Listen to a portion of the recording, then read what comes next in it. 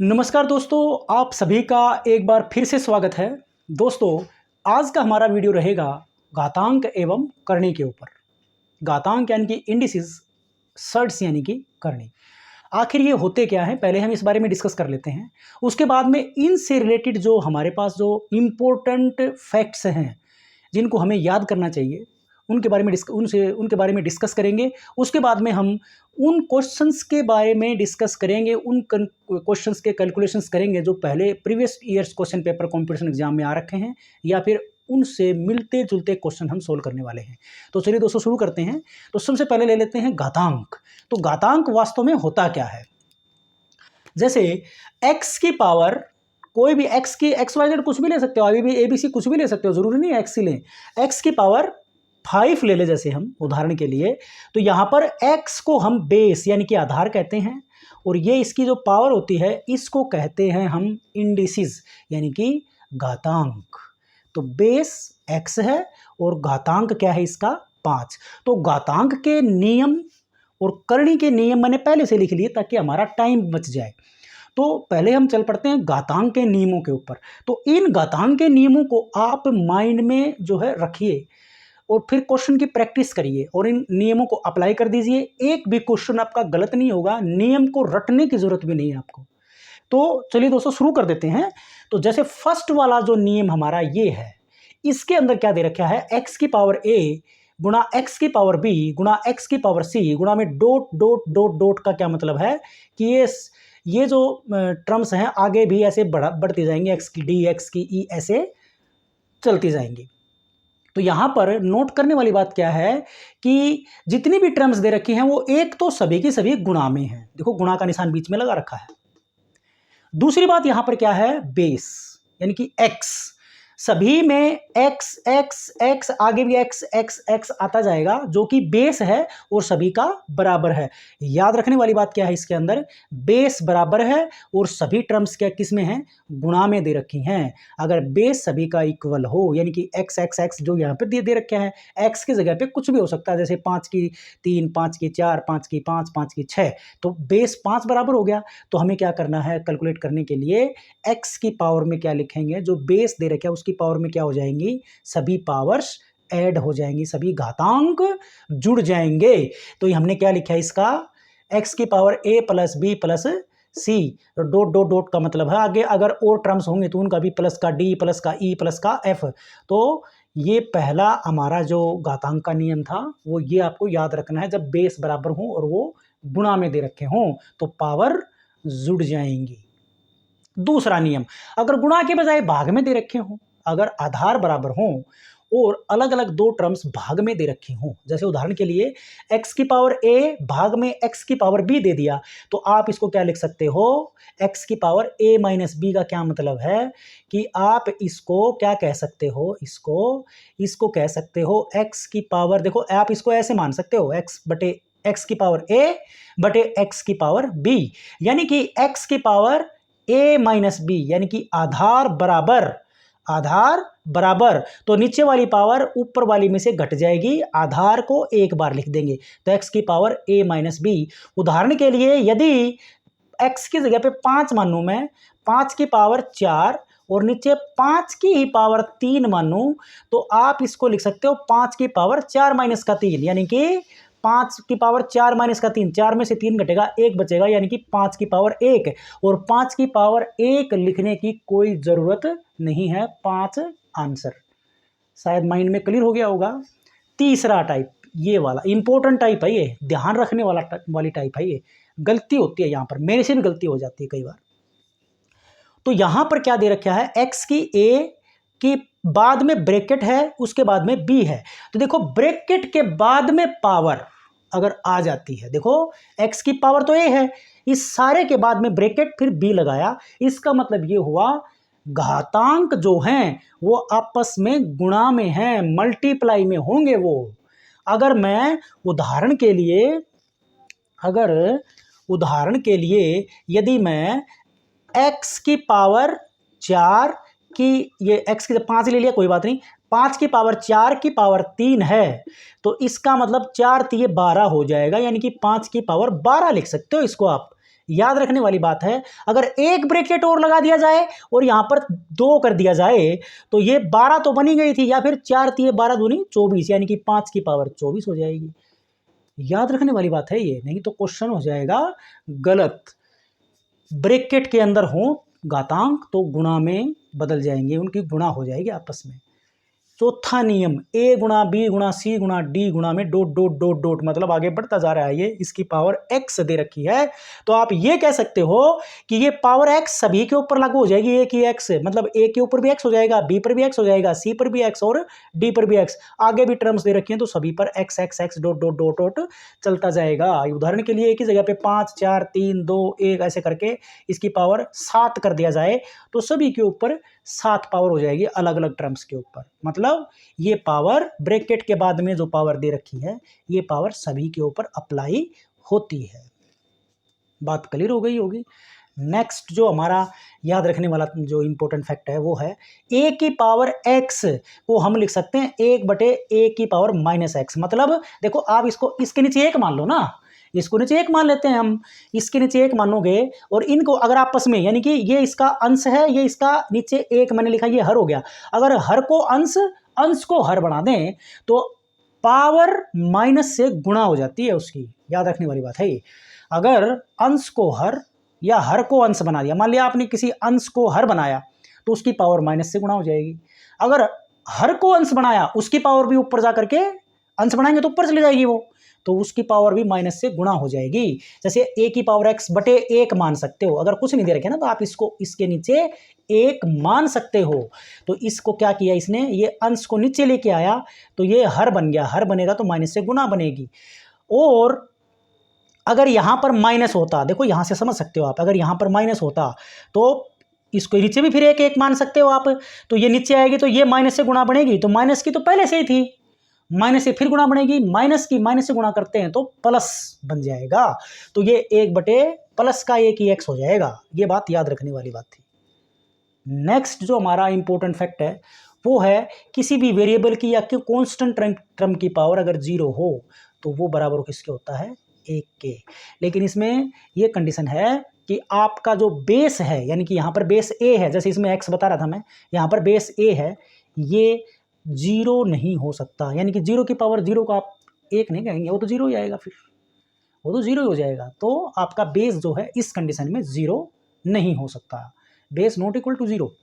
और 7वां जो फैक्ट हमारा याद रखने वाला है वही का वही है, अगर गुणा की पावर में x दे रखी हो तो भाग में दे रखे हो, ब्रैकेट में x दे रखी हो तो ये x जो पावर है a पर भी है और b पर भी है। जैसे 3/4 की पावर अगर 5 है तो इसको आप 3 की 5 और 4 की 5 ये दोनों के ऊपर अप्लाई हो जाएगी, ये दोनों के ऊपर अप्लाई हो जाएगी। और अच्छा ये दूसरा था, मैं सॉरी मैं ये दूसरी टाइप बता गया आपको, कोई बात नहीं, ये भी याद रखने वाली बात है। अगर भाग में दे रखी है तो पावर ऐसे ही जो है डिस्ट्रीब्यूट हो जाएगी एक दूसरे के ऊपर। ये देखिए a/b की पावर x, तो इसके बराबर क्या लिखा, b/a, वही का वही किया इसने, अंश को हर बना दिया, हर को अंश बना दिया, तो पावर जो है वो माइनस से मल्टीप्लाई, क्योंकि ब्रैकेट दे रखा था यहाँ पर, तो a/b की पावर x थी, इसको अगर आप b/a करोगे, b/a करोगे तो ये पावर माइनस से मल्टीप्लाई यानी कि माइनस का x हो जाएगी। बात क्लियर हो गई होगी आई थिंक, सॉरी। a की पावर x बराबर अगर b है तो a बराबर निकालना हो, देखो ये याद रखने वाली बात है, जो हमने पीछे जो फ्रैक्शंस का टॉपिक किया था उसमें भी इस टाइप का एक क्वेश्चन आया था, हमने बेस इक्वल कर करके पावर इक्वल मान करके x की वैल्यू निकाली थी, शायद मेरे को याद आ रहा है। a की x बराबर अगर b है तो ये पावर जो x है ये इस पर जाकर के इनवर्स हो जाएगा इस पावर का इसकी पावर इस तरफ जाएगी तो इनवर्स में आ जाएगी, इसकी पावर इस तरफ जाकर के इसकी पावर में लिखेंगे तो भी इनवर्स हो जाएगा। तो यहां पर क्या था, a की पावर x बराबर b था, तो इसको आप लिख सकते हो a बराबर b की पावर 1/x हो जाएगा। यह बात क्लियर हो गई, माइंड में क्वेश्चन सोल्व करने में काफी मदद मिलने वाली है, याद रखने वाली बात। इसके बाद में a की पावर x/y है, तो इसको आप क्या लिख सकते हो, देखो ये जो a की पावर x/y है ना, x अंदर करके आप इसको 1/y लिख सकते हो, a की पावर x/y को आप क्या लिख सकते हो, a की x ब्रैकेट बंद करके बाहर 1/y, पावर है ये, पावर गुणा में नहीं है भाई, पावर है ये 1/y, तो इसको आप ऐसे लिख सकते हो। याद रखने वाली चीज़ है ये। तो मैं ये मान के चल रहा हूँ कि आपको ये सभी ये 8 या 9 कुछ घातांक के नियम थे, इनको ये आपके दिमाग में आ गए होंगे। अब चलते हैं हम करनी के ऊपर। वास्तव में करनी होती क्या है? करनी क्या होती है? करनी वो मूल होता है जिसको हम ज्ञात नहीं कर सकते। एक किसी भी बेस का, आधार का वो मूल जिसको हम आसानी से या फिर या तो ज्ञात ही नहीं कर सकते या फिर आसानी से ज्ञात नहीं कर सकते, उसको कहते हैं करनी। ये डेफिनेशन है याद रखने वाली। गिर गया भाई मेरा। तो करनी क्या होती है? इसका मूल, उस जिस बेस का मूल यानी कि रूट, मूल क्या होता है? रूट होता है, हम आसानी से याद ज्ञात नहीं कर सकते, वो क्या कहलाती है? उसकी करनी कहलाती है। और जैसे आपने वर्गमूल के बारे में सुना ही होगा, जैसे वर्गमूल हम निकाल देते हैं पॉइंट्स में, अप्रोक्सीमेट या फिर कंप्लीटली निकल जाता है, तो ज़्यादातर हम करनी किसको लेके चलते हैं? 2 से ज़्यादा बड़ी, यानी कि जो को देखो याद रखने वाली बात है ये कि वर्गमूल x जो होता है ना, इसकी भी करनी है। यहाँ पर 2 होता है, उसमें यहाँ पर 2 होता है, लेकिन इसको लिखने की जरूरत नहीं है, इसको हम करनी में ज़्यादा इस्तेमाल नहीं करते क्योंकि इसका मूल यानी कि रूट हम निकाल सकते हैं। यानी कि रूट x का मतलब क्या है? x की पावर 1/2। याद रखने वाली बात, रूट x का मतलब क्या है? या x की जगह पे कोई भी वैल्यू ABCD 1 2 3 4 5 6 कुछ भी हो सकता है, अगर उसका रूट दे रखा है तो उसकी पावर 1/2 है, यानी कि वो दूसरा मूल है। वर्गमूल का मतलब वो दूसरा मूल है। हम बात कर रहे हैं करनी की, तो 2 से बड़ी संख्या। यानी कि करनी क्या होती है भाई? याद रखने वाली चीज़, ये मैं एक वर्गमूल का निशान लगा दूं और ये आप ये घुमाव देख रहे हो यहाँ पर, ऐसे यहाँ पर कोई संख्या जैसे 3 लिख दूं, 4 लिख दूं, 5 लिख दूं, यहाँ पर लिख दूं मैं x, तो x की करनी घात क्या है? 3। क्या पढ़ेंगे इसको? x की करनी घात 3। अच्छा, एक बात याद रखने वाले इसमें ये भी है, जैसे देखो यहाँ पर, यहाँ मैं 3 लिख दूं, यहाँ पर मैं 3 लिख देता हूं, तो ये 3 करनी नहीं है इसकी, ये 3 तो करनी है, ये 3 करनी नहीं है, ये 3 जो है मल्टीप्लायर है, गुणा है इस पूरा का, इस x की करनी घात 3 के गुणा में 3 है। याद रखने वाली बात है, जो करनी घात होती है ना भाई, वो यहाँ इसके अंदर होती है ऐसे, ये देखो यहाँ, जैसे यहाँ पर मैं 5 लिखूं तो x की करनी घात 5 है, न कि 3। 3 तो इसका गुणज है, इसके मल्टीप्लाई में है, ये बात याद रखने वाली है। तो हम करनी के कुछ नियम हैं, उनको याद कर लेते हैं, उनको कंठस्थ कर लेते हैं, या ताकि हम क्वेश्चन सोल्व करें तो उनको डायरेक्ट अप्लाई करें। डायरेक्ट अप्लाई अगर आप करते हो बिना रटे, अगर क्वेश्चन से कोई अंदर अप्लाई करते हो, तो आपके नियम जो है आपके दिमाग से निकलने वाले नहीं है। तो देखो, पहला वाला जो हमारा घातांक जो करनी का नियम है वो क्या है? a वर्गमूल x b वर्गमूल x। देखो मैं गलत पढ़ रहा हूं कि सही पढ़ रहा हूं? ठीक पढ़ रहा हूं, क्योंकि ये करनी में नहीं है, सॉरी। ये a वर्गमूल x है, ये b वर्गमूल x है, ये c वर्गमूल x है। तो इसमें सभी में वर्गमूल x वर्गमूल x वर्गमूल x प्लस का निशान दे रखा है। ये नियम तो आप भी जानते ही होंगे। इसके अंदर वर्गमूल x को आप कॉमन ले सकते हो, तो a प्लस बी प्लस सी गुणा में आ जाएगा, रूट x बाहर आ जाएगा। दूसरा है वर्गमूल a गुणा वर्गमूल b गुणा वर्गमूल c। तो ये तीनों के ऊपर देखो, ये बेस तो अलग अलग है लेकिन सभी में रूट दे रखा है, तो इन तीनों की गुणा करके इकट्ठा कॉमन रूट आप अप्लाई कर सकते हो। ये तो चलो वर्गमूल है, वर्गमूल भी करनी ही है, तो वर्गमूल के ऊपर हमें अप्लाई कर दिया, सभी के ऊपर वर्गमूल लगा सकते हो। अगर ये भाग में आ जाएंगे तो इन दोनों को भाग में लिख के टोटल के ऊपर वर्गमूल लगा सकते हो आप। ये याद रखने वाली बातें हैं। अब ये बात आती है यहाँ पर, ए बी की करनी घात x है, तो a की करनी घात x अलग से लिख सकते हो, b की करनी घात x अलग से लिख सकते हो। देखो याद करने वाली फिर से मैं करवा देता हूँ, ये टॉपिक बिल्कुल इजी था। इसमें रूट x कॉमन ले लेंगे, यहाँ पर a बचेगा, यहाँ पर b बचेगा, यहाँ पर c, बीच में प्लस का निशान, तो रूट x इंटू ए प्लस बी प्लस सी, ये हो जाएगा इसका। और यहाँ पर क्या है? रूट a गुणा रूट b गुणा रूट c। अगर तीनों के ऊपर रूट है और तीनों मल्टीप्लाई में है, गुणा में है, तो क्यों ना हम इन तीनों को गुणा करके इनके ऊपर रूट लगा दें। उदाहरण के लिए अगर मैं रूट 5 दे दूं गुणा में रूट 6 गुणा में रूट 7, तो इसको आप लिख सकते हो 5 गुणा 6 गुणा 7 का टोटल का रूट, ऐसे आप कर सकते हो इसको।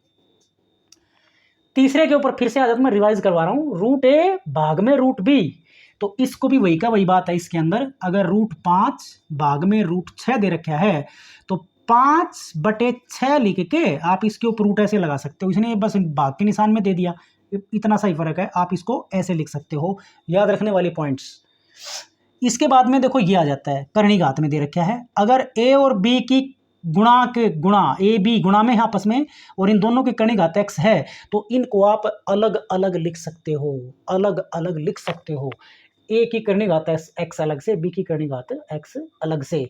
पांचवा है, अगर ये गुणा में है तो ये भाग में भी हो सकते हैं, ये भाग में करणी घात x दे दी तो वही का वही, ये दोनों को भाग में अलग अलग करणी घात लिख करके भाग में ही लिख देंगे, रूट ए की करणी घात x बटे बी की करणी घात x।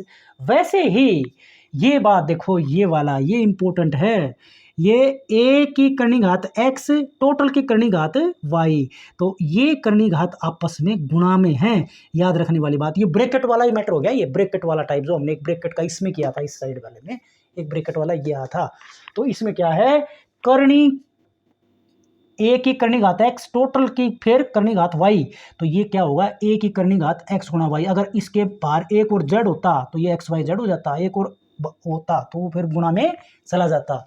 तो ये बात थे कुछ पॉइंट्स, मैंने कोशिश करी है आपको समझाने की, आशा करता हूँ समझ में आया होगा। अब हम करणी से रिलेटेड, करणी से और घातांक से रिलेटेड कुछ इंपॉर्टेंट क्वेश्चन करने वाले हैं, तो देखिए वो कौन से क्वेश्चन है मैं लेके आया हूं।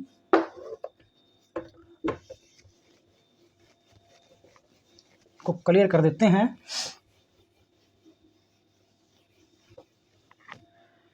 देखिए भाई, फर्स्ट क्वेश्चन जो है हमारा वो है, देखो पावर है 4 की पावर 3, 4 की पावर 3 गुणा में 8 की पावर 4 गुणा में 512 की पावर दे रखी है भाई, इसकी भी 2 पावर दे रखी है भाई, और डिवाइडेड बाई है 64 की x प्लस 3 और बराबर 128 दे रखा है। तो जाहिर सी बात है यहाँ पर x दे रखा है ना, तो ये x का मान ही पूछेगा, x का मान ज्ञात कीजिए, x का मान ये फाइंड आउट करना है। क्वेश्चन में क्या दिया गया है, क्या फाइंड आउट करना है, ये आपको पहले पता होना चाहिए, तभी आप उसके बारे में कुछ सोच पाते हो। तो यहां पर क्या दे रखा है, 4 की 3, 8 की 4 और सभी के बीच में गुणा का निशान, 512 की 2 और बटे में 64 की पावर x प्लस 3। तो यहां पर क्या है, हम कैलकुलेशन करने योग्य है ही नहीं, क्योंकि अगर इनकी पावर को अगर हम खोलने बैठ जाएंगे, 4 की 3 या 8 की 4 को या 512 की 2, तो इनकी गुणा करने में ही बहुत सारा टाइम वेस्ट हो जाएगा। तो हमारा यही फायदा था, वो बेस बराबर करना। तो हमारा मेथड, अगर हमें x का मान ज्ञात करना है तो अंश और हर, ये आपका अंश है ये हर है, इन सभी के बेस बराबर होंगे, तभी हम कैलकुलेशन को आसानी से हल कर सकते हैं और फिर x का मान भी आसानी से फाइंड आउट हो जाएगा। तो आपको क्या करना है, इसको इनके फैक्टर कर लीजिए, इन सभी के, ये मैंने सर्कल के इन सभी के फैक्टर करेंगे, और ये होता है 2 गुणा 2, यानी कि 2 गुणा 2 मतलब 2 की 2, और ब्रैकेट में ऊपर 3 दे रखा है, ये 3 कर देता हूं मैं, ये गुणा का निशान, 8 आप लिख सकते हो 2 की 3 और इसकी पावर 4 गुणा में 512 को देखो याद मुझे भी नहीं है, लेकिन आप देखो 2 दूनी 4 दूनी 8, देखो मैं एक बार लिख देता हूँ यहाँ पे, 2 दूनी 4 दूनी 8 दूनी 16 दूनी 32 दूनी 64 दूनी 128 दूनी 256 दूनी 512, देखो 2 दूनी 4 दूनी 8 दूनी 16 दूनी 32 दूनी 64 दूनी 128 दूनी 256 दूनी 512, कितने दो, 1 2 3 4 5 6 7 8 और 9। तो क्यों ना हम इसको 2 की 9 और इसकी पावर 2 लिखें। ऐसे ही 64 की बारी आती है तो 2 दूनी 4 दूनी 8 दूनी 16 दूनी 32 दूनी 64 इतने आएंगे इसमें, 1 2 3 4 5 6, तो इसको लिख सकते हो आप 2 की 6 की पावर x प्लस 3 बराबर 128, और इसका भी हमें बेस 2 बनाना पड़ेगा। 128 में क्या आएगा फिर, 64 में कितना आया था, 64 का आया था 6, तो 64 दूनी 128 होते हैं, तो 2 की 7 हो जाएगा, ये 2 की पावर 7, बेस बराबर कर लिए हमने। तो इसको और थोड़ा सा हल कर लेते हैं, ये पावर हो जाएगी, वही का वही फार्मूला आ गया हमारा, 2 की पावर 2 ब्रैकेट के बाद में 3 है, इसका मतलब 2 की पावर 3, ये गुणा में है आपस में, ये 3 और 4 गुणा में है, 9 की पावर 2 ये दोनों गुणा में है क्योंकि ब्रैकेट के बाहर है, ये 6 और x प्लस 3 भी गुणा में हैं, ये मैंने बताया था हमारे जो इंपॉर्टेंट फैक्ट थे उसके अंदर। तो यहां पर क्या हो जाएगा, 2 की पावर 6 हो जाएगा भाई, 2 तिया 6, ये गुणा की पावर 2 गुणा में 3 चौके 12 हो जाएगा, और ये 2 की पावर 18, और ये 2 की पावर 6 से गुणा कर देते हैं तो 6x प्लस का 18, क्योंकि 6 जो है इन दोनों से गुणा बनेगा, x से गुणा 6x आएगी और 3 से गुणा 18 हो जाएगा बराबर 2 की पावर 7। अब देखिए ये दो बेस है, बेस बराबर पावर गुणा में, ये गुणा में दे रखे हैं और बेस बराबर है तो पावर ऐड हो जाएंगी, ये भी मैंने बताया था उसके अंदर। 12 से 18 18 36, यानी कि क्यों ना मैं इसको 2 की 36 लिखूं, 2 की पावर 36। बेस बराबर हों और सभी बेस गुणा में हों तो पावर जुड़ जाती हैं, तो बराबर ये हो जाएगा। तो इसको आप हल करते हो तो क्योंकि ये दोनों का बेस बराबर, अब देखो बेस ये 2, इसका भी बेस 2 और ये भाग में है, तो भाग में है इसका मतलब ये हुआ कि नीचे वाली पावर ऊपर वाली पावर से घट जाएगी, यानी कि बेस बराबर होंगे भाग में हो तो पावर घट जाती हैं। तो 2 की पावर 36 घटा का 6x घटा का 18, घटा करेंगे ना भाई तो घटा इससे भी गुणा बनेगी, घटा इसके भी गुणा बनेगी, दोनों माइनस के हो जाएंगे बराबर 2 की पावर 7। यहां तक आपको बिल्कुल समझ में आ गया होगा। अब आगे इसको सोल्व करते हैं, तो मैं इसको तो मिटा देता हूं, इसकी जरूरत नहीं है फिलहाल हमें। ये स्टेप कंप्लीट हो गया। अब ये जो बचा है हमारे पास, ये बचेगा देखो 2 की पावर 36 माइनस का 6x माइनस का 18, तो 36 ये 36 है, ये माइनस का 18 है, घट जाएगा। 36 में से 18 घटाएंगे तो प्लस का 36 बड़ा है, ये माइनस का 18 छोटा है, तो प्लस में आंसर आएगा। तो क्यों ना मैं 2 की 18 घटा का 6x लिखूं बराबर 2 की पावर, यहाँ पर क्या था 2 की पावर 7 था, ये 2 की पावर 7 था क्योंकि बराबर 128 था ना, 2 की पावर 7 128 होते हैं। अब यहाँ पर देखिए रिकॉर्डिंग में दिक्कत हो गई दोस्तों, तो वो जो क्वेश्चन रह गया था उसको मैं पूरा कर देता हूँ। तो उसमें ये स्टेप आ गया था 2 की पावर 18 माइनस का 6x बराबर 2 की पावर 7। यहाँ पर बेस फिर बराबर, यहाँ पर बेस फिर बराबर, तो इसमें बेस बराबर हो गया तो 18 माइनस का 6x बराबर 7 लिख सकते हो। अगर बेस बराबर है तो पावर भी बराबर होगी, अगर बेस बराबर है तो पावर भी बराबर होगी। तो यहां पर इसको हल करेंगे, 6x इस तरफ जाएगा, 7 आएगा इस तरफ, तो यानी कि 6x तो प्लस का हो गया और बराबर हो जाएगा 18 घटा का 7, तो 6x बराबर 11 या x बराबर 11/6, तो इसका हल होगा ये। तो एक ही क्वेश्चन में करवा पाया, कोई टेक्निकल दिक्कत आ रखी है बार बार। तो नेक्स्ट वीडियो जो हमारा इसी से रिलेटेड होगा, और इससे रिलेटेड हम कम से कम 10 या 12 क्वेश्चन हम कल करने वाले हैं। सो दोस्तों वीडियो पसंद आया हो तो ज़रूर लाइक करिए, शेयर करिए और चैनल को सब्सक्राइब कर लीजिए, ये बिल्कुल फ्री है। So thanks for watching.